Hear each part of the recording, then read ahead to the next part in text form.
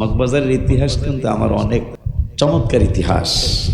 আমি নিয়ত করে গেছি আমি আর এই দরবারে আসবো ফজরের নামাজের আগে, কারণ মগবাজার থেকে সেগুন বাগিচা হাইটা গেছে সাহাব আলী মিয়া, তাহলে একটু হুজুর কবলা তাইরে তাহাজ্জুদের সময় পাঠাইছে।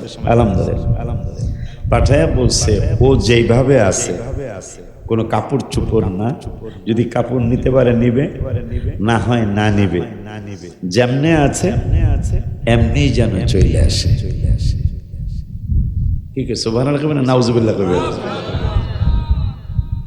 আমি নিয়ত করছি আমি আর কখনো এখানে ওই রাত্রের শেষেই ওই রাত্রি তাহাজ্জুদের পরে সাহাব আলী মিয়া, আজকে উনি বাইচা নাই, ওনাকে পাঠাইছেন অলিউল্লাহ যেমন আছে যেইভাবে আছে এইভাবেই নিয়ে আসো।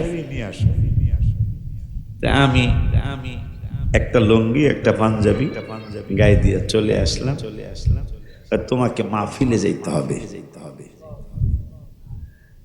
আমি যে হুজুর আমি তো ওয়াজ জানি না, ওই সময় ওয়াজ করতাম না, ওই সময় গজল কইতাম। হুজুর আমি তো ওয়াজ জানি, তোমার ওয়াজ করার জন্য তো নিব না, তুমি যাইবা। আমি বললাম যে আমি এই এক কাপড়ে আসছি,